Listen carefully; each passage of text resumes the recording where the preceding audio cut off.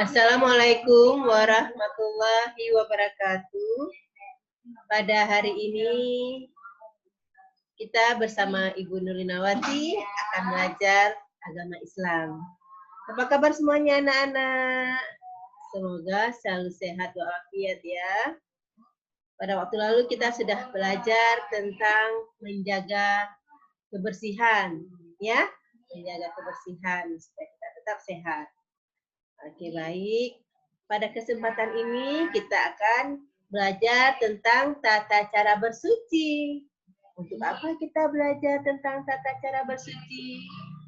Semoga supaya kita mampu mengetahui dan melakukan bagaimana cara membersihkan diri dari najis, dari hadas, ya. Semoga supaya kita dapat beribadah kepada Allah, supaya diri kita juga bersih. Oke, baik. Sekarang kita lihat ya tampilan layarnya.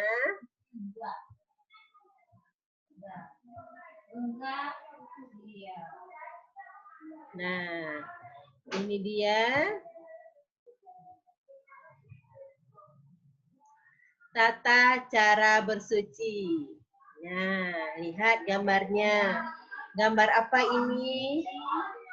Yang sebelah kiri ada gambar berkumur-kumur. Di sebelah kanan gambar sedang apa? Sedang mandi ya. Sedang mandi. Ayo sekarang kita lihat. Nah, kita harus mengetahui apa itu bersuci. Bersuci atau taharah. Artinya membersihkan diri dari hadas dan najis. Ya, jadi kita harus membersihkan diri kita dari hadas dan najis. Coba kita lihat. Apa itu hadas? Hadas adalah keadaan tidak suci yang menyebabkan seorang muslim tidak boleh sholat. Ya, jadi jika kita tidak suci, maka kita tidak boleh untuk sholat. Jadi bagaimana cara kita supaya bisa sholat? Ya, kita harus menghilangkan hadas. Ya, supaya kita boleh sholat. Hadas itu ada dua. Yang pertama hadas kecil. Yang kedua hadas besar. Hadas kecil untuk menghilangkannya dengan cara berwudu. Ayo, siapa yang bisa berwudu? Ya, berwudu pertama sekali kita membaca bismillah, kemudian cuci tangan. Cuci berapa kali? 3 kali. Membasuh tangan ya, 3 kali. Kemudian berkumur-kumur dan juga membersihkan hidung, dalam hidung ya, sebanyak 3 kali juga. Selanjutnya kita membasuh muka ya, membasuh muka sambil kita berniat untuk menghilangkan hadas kecil karena Allah Ta'ala. Kemudian kita membasuh lengan sampai persiku, kanan dan kiri. Kemudian membasuh kepala. Selanjutnya telinga. Dan terakhir mencuci kaki. Ya, semuanya kita lakukan 3 kali. Ya, itu namanya berwudu untuk menghilangkan hadas kecil. Ya. Di samping itu juga ada hadas besar. Bagaimana cara menghilangkan hadas besar? Dengan cara mandi wajib, ya. Mandi wajib bagi ibu-ibu yang selesai melahirkan, dia mandi wajib. Ya, oke baik. Sekarang kita lihat lagi nih, apa yang kita pergunakan untuk bersuci? Biasanya kita kalau untuk mandi atau untuk berwudu kita pergunakan air, ya. Tapi jika tidak ada air, kita juga boleh pergunakan tanah atau debu. Ya, jika kita dalam perjalanan tidak ada air, kita mau sholat, maka kita boleh pergunakan debu, ya, atau juga boleh pergunakan batu, ya, batu. Bisa juga dengan tisu atau daun kering, ya. Kita dapat pergunakannya. Nah, sekarang kita lihat lagi. Tadi kita sudah belajar tentang hadas, ya. Hadas ada 2 tadi ya. Yang pertama hadas apa? Hadas kecil. Yang kedua hadas besar. Hadas kecil menghilangkannya dengan berwudu. Kalau hadas besar dihilangkannya dengan mandi wajib. Nah, ya, setelah kita mengetahui tentang hadas, sekarang kita mengetahui tentang najis. Ayo, najis itu adalah kotoran yang menjadi sebab seseorang terhalang untuk beribadah kepada Allah. Ini coba kita lihat gambarnya. Gambar yang sebelah kiri ada kotoran sapi, ada bangkai burung, ada muntah. Kemudian di sebelah kanan ada air kecil ya, bayi. Nah, bagaimana cara menghilangkannya? Supaya kita dapat beribadah kepada Allah. Kita pelajari sekarang ya.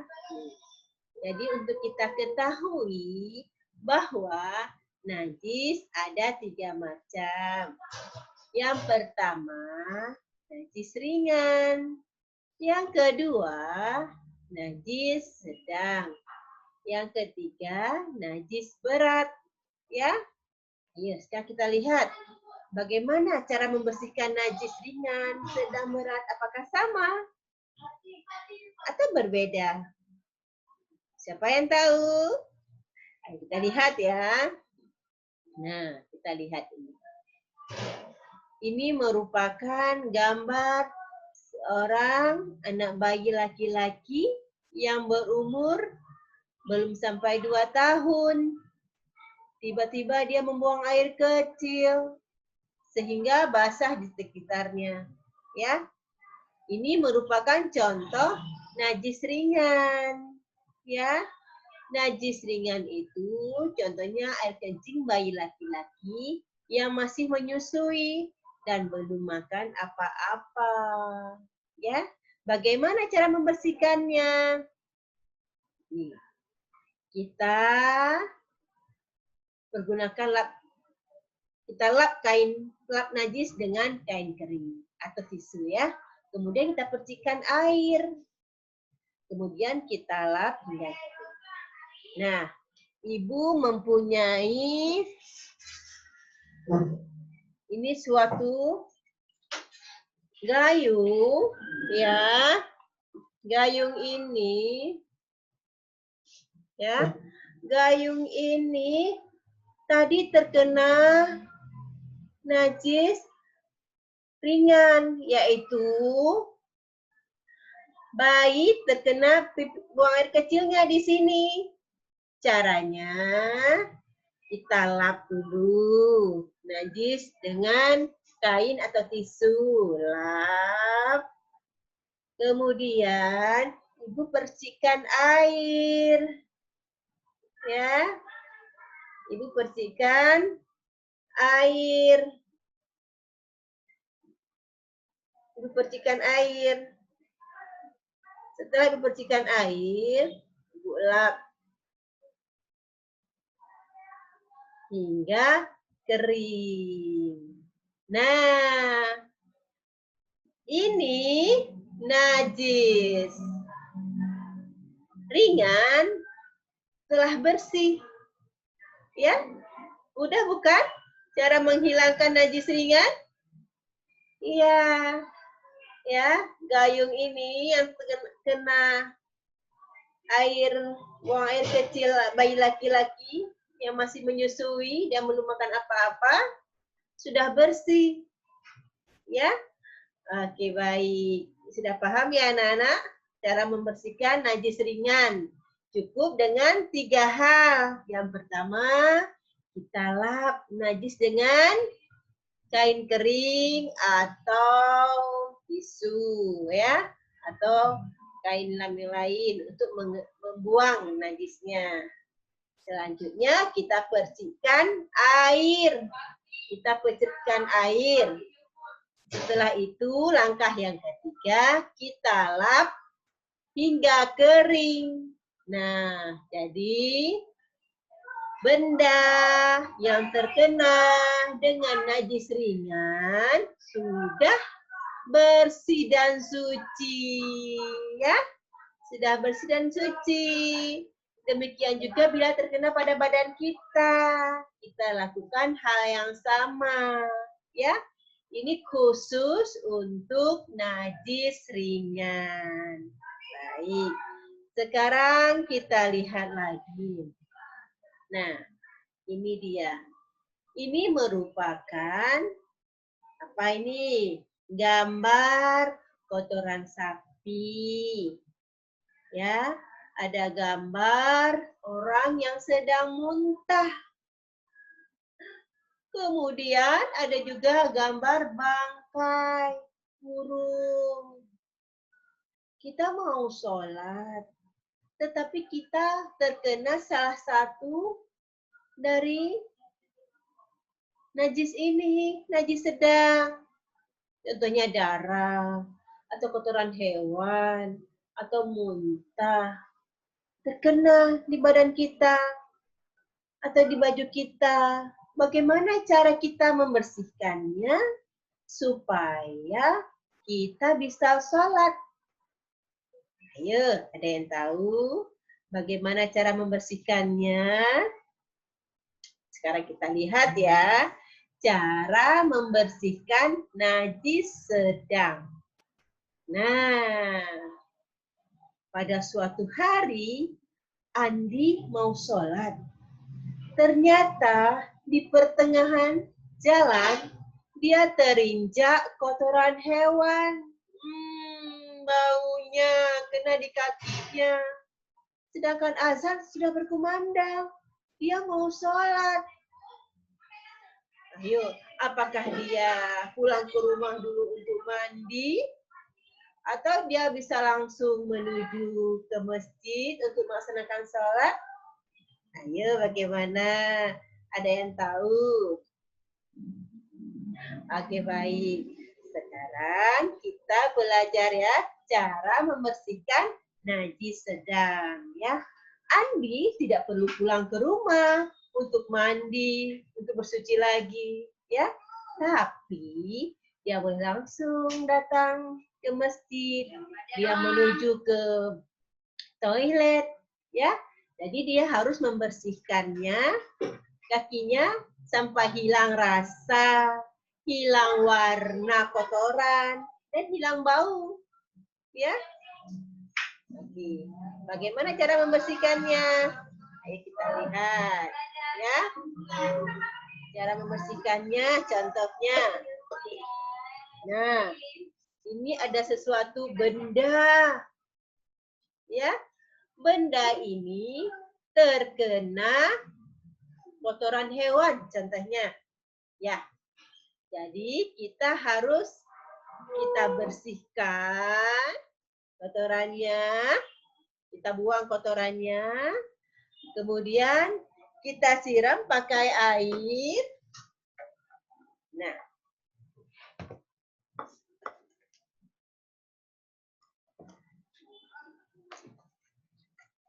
kita siram pakai air sampai bersih, ya, sampai tidak ada lagi rasa atau warna, tidak ada lagi baunya, ya, kita siram sampai bersih, ya, sampai bersih kita siram. ya. Jadi bila sudah bersih, tidak ada lagi baunya, tidak ada lagi warnanya, ya. Kita sudah yakin itu sudah bersih, maka kita boleh berwudu dan melaksanakan sholat. Itu merupakan cara membersihkan najis sedang, ya. Ya, alhamdulillah anak-anak sudah mampu mengetahui cara membersihkan najis ringan, ya. Sudah mampu mengetahui cara membersihkan najis apalagi sedang, ya. Alhamdulillah anak-anak sudah pintar. Jadi nanti dapat melakukannya di rumah. Di rumah mempraktikkannya seperti yang Ibu Lina lakukan tadi, ya. Jadi kita sudah paham. Jadi kita sudah yakin, ya, sudah yakin bahwa diri kita sudah bersih dari hadas dan najis. Oke, sekarang ada satu lagi. Ya, misalnya kita tidak sengaja terkena najis besar. Ayo kita lihat. Nah, Andi dan Ahmad sedang duduk-duduk di bawah pohon. Ya, sedang duduk-duduk di bawah pohon. Tiba-tiba datang anjing. Anjing datang mendekati Ahmad dan terkena air liurnya di kaki Ahmad. Aduh, Ahmad menjerit dia. Wah, dia ketakutan. Kemudian anjingnya lari. Jadi Ahmad dia bingung bagaimana cara membersihkan dengan najis berat, ya. Contohnya tadi air liur anjing. Sedangkan Ahmad harus sholat asar. Nah, ayo siapa yang bisa membersihkan najis berat? Bagaimana caranya? Adakah yang mengetahuinya? Cara membersihkan najis berat? Oke, sekarang kita lihat ya anak-anak sekalian. Ya, cara membersihkan najis berat. Yang pertama, kita buang dulu najis itu. Kita buang atau kita bersihkan pakai tisu atau kain yang tidak pakai lagi ya, kita bersihkan. Ya. Yang kedua, kita persiapkan air yang bercampur tanah, satu gayung atau satu tempat. Karena nanti di situ air yang bercampur tanah kita siram pada tempat yang terkena najis berat. Ya. Kemudian kita persiapkan air sebanyak, semuanya jumlahnya ada 7 gayung ya. Ya, sebanyak 7. Salah satunya tadi air yang bercampur air tanah. Jadi 1 gayung air bercampur air tanah. 6 gayung lagi air yang bersih. Yang bersih ya. Nah, Ibu ada mempersiapkan nih, contoh satu tempat, contohnya terkena kotoran atau air liur anjing. Ya, ini dia. Kemudian Ibu juga telah mempersiapkan 6 gayung air bersih untuk menghilangkan najis berat. Nah, selanjutnya Ibu juga telah menyiapkan 1 gayung air yang bercampur tanah. Ya, caranya cara membersihkan najis berat. Ini kita hilangkan dulu kotorannya. Hilangkan. Dah kita hilangkan. Kemudian Ibu siram. Bentar. Ibu siram pakai. Nah, sudah Ibu siapkan. Pertama sekali Ibu siram pakai air bercampur air tanah. Ha, lihat nih kotoran tanah ya. Ini dia. Bercampur kotoran tanah. Air tanah Ibu siram. Ini air tanah. Nah, satu gayung. Selanjutnya Ibu siapkan air yang bersih. 1 gayung. 1. Ibu sudah siapkan 6 gayung ya. 1, 2,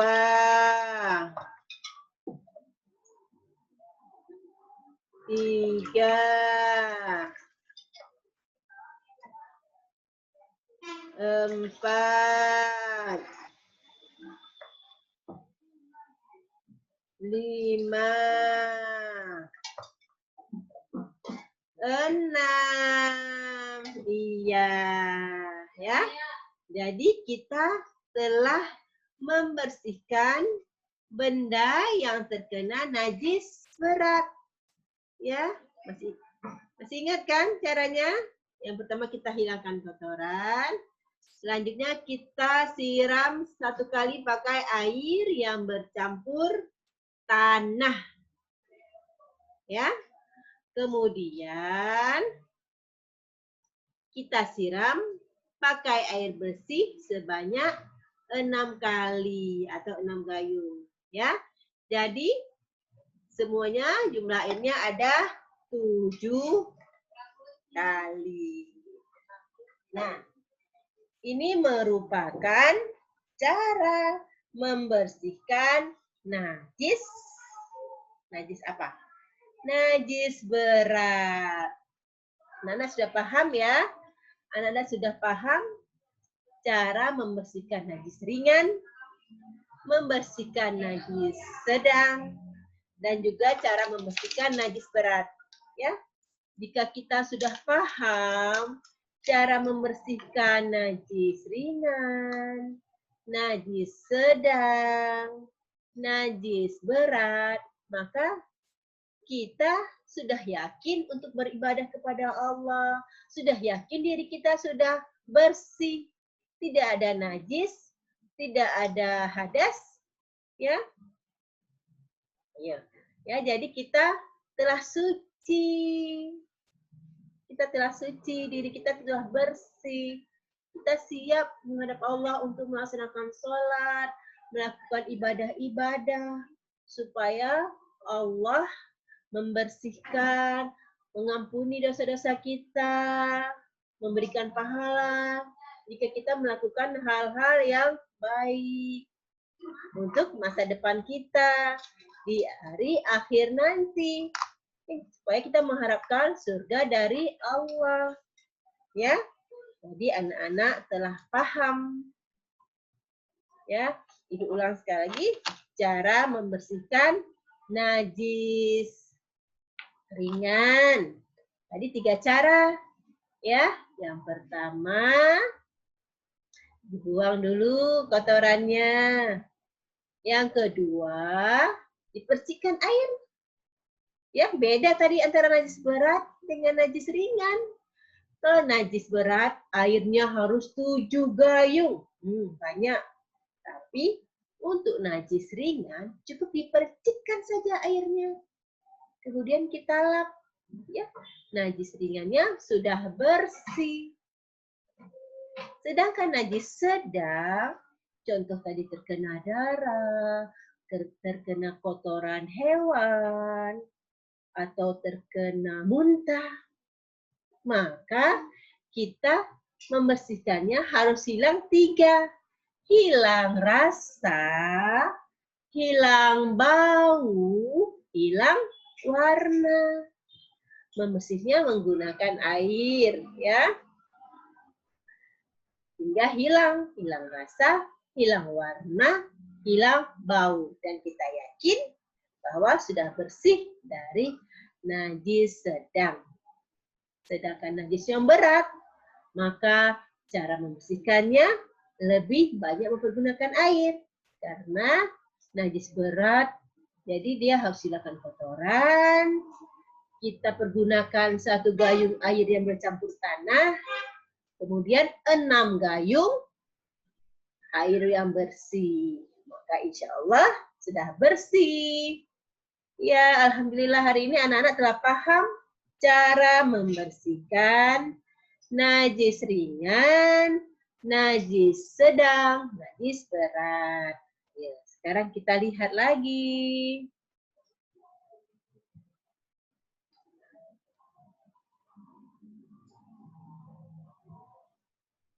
Nah, ya, kita lihat perilaku bersih. Ya, jadi dalam kita membersihkan, bertaharah, bersuci, kita juga harus berperilaku bersih. Bagaimana cara berperilaku bersih?